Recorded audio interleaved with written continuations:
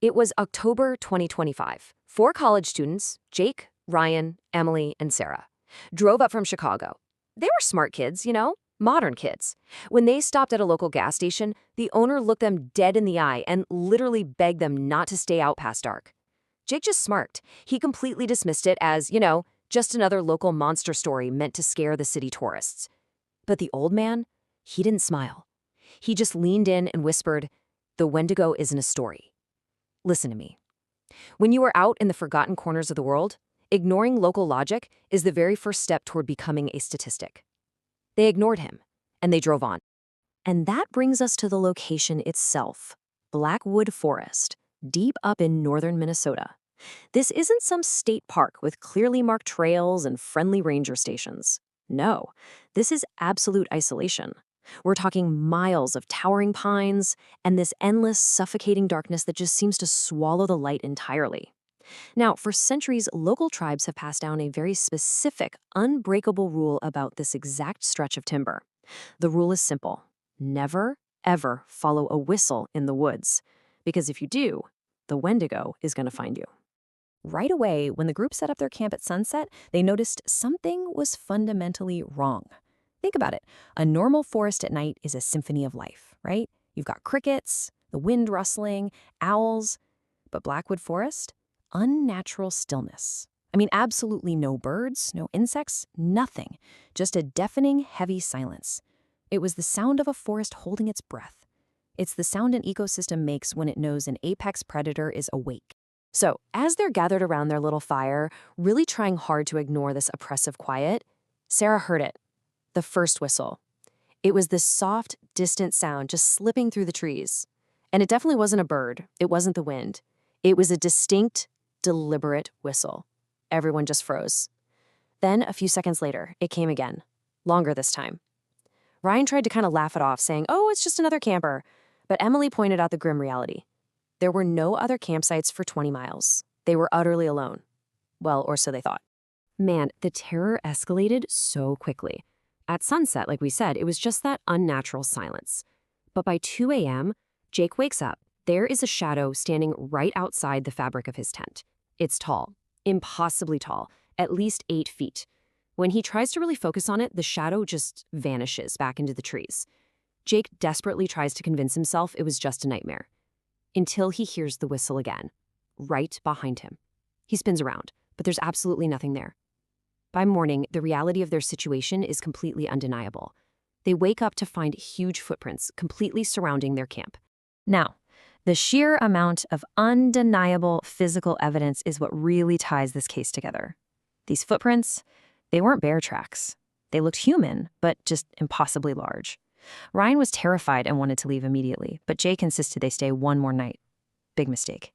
That afternoon, they hiked deeper, and the evidence just piled up. They found hundreds of animal bones hanging from the branches. Some of them were fresh. Then, they stumbled on a human backpack, totally stiff with dried blood. The temperature in the woods just plummeted. Eventually, investigators would actually recover Ryan's flashlight from this site, bent entirely in half. But, well, we'll get to exactly how that happened in just a minute. Okay, moving to section 2. Night 2, the psychological break. A massive storm rolled in. Heavy rain was just hammering their tents. And this is exactly where the physical stalking shifted into a calculated, systematic psychological breakdown. Right at midnight, Sarah woke up screaming. Something had just dragged its claws all the way down the side of her tent. 3 long, distinct claw marks. And then that whistling returned. It was closer now, sounding almost human. Ryan, trying to step up and protect the group, grabbed his flashlight. He stepped out into the pouring rain to check the perimeter. Emily begged him not to go, but the rain just swallowed him completely. The others sat there shivering in the dark. 5 agonizing minutes passed, then 10. Finally, a voice called out from the black trees. "Guys, help." Sarah rushed toward the zipper to go help him, but Jake grabbed her arm. Something was deeply, horribly wrong. Like a recording. That is exactly how Jake described it later in his official report. The voice out there called out again. Exactly the same. The same pitch, the same inflection. Literally the exact same spacing of the words. It wasn't a person in pain. It was a flawless, mechanical replay. "Guys, help." You see, the creature had already taken Ryan. Now, it was wearing his voice to lure the rest of them out into the dark. The sheer psychological terror of this mimicry cannot be overstated. Emily went completely pale, realizing it was flawlessly copying him. And then the monster proved exactly how closely it had been listening to them. The voice in the dark shifted. Suddenly, it sounded like Sarah. Then, it sounded like Take. Then, Emily. The entity outside was flawlessly cycling through their voices, systematically breaking their minds before it even touched them. And then came this long, hungry whistle, followed by a real, horrifying scream tearing through the woods. It was Ryan. Then, dead silence. The group huddled together in absolute terror until dawn finally broke.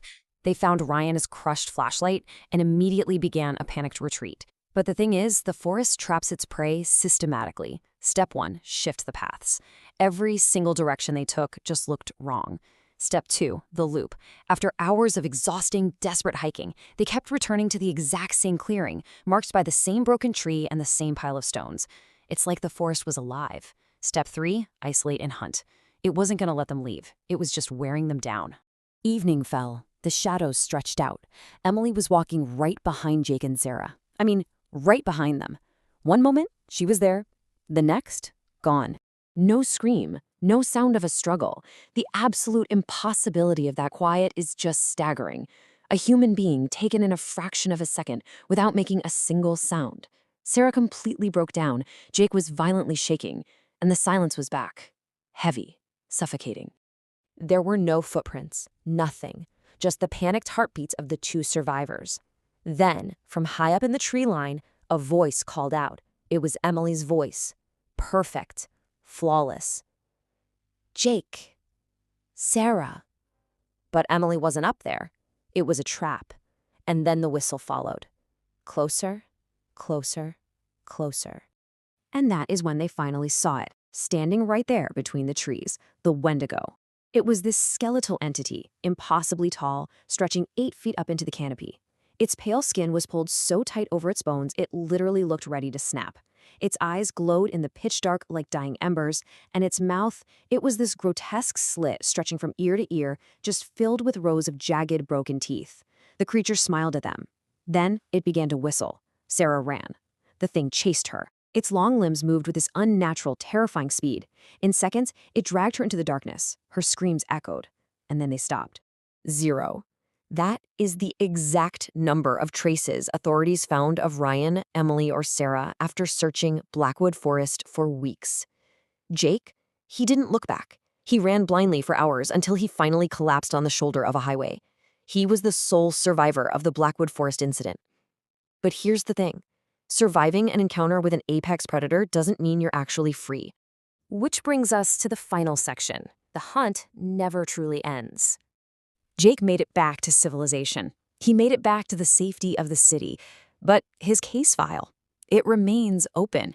He claims he still hears that whistle every single night, right outside his bedroom window, waiting in the dark, growing just a little bit closer each week. And actually, just last month, his neighbors filed police reports. They claim they've seen a tall, impossibly thin figure standing perfectly still among the trees, right behind Jake's house, just watching, listening, whistling.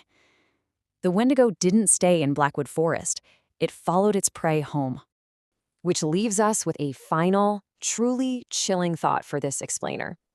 If you were ever alone in the woods, or honestly, even just alone in your own home, and you hear a soft whistle cutting through the darkness, do not answer, do not follow it, and whatever you do, will you look behind you?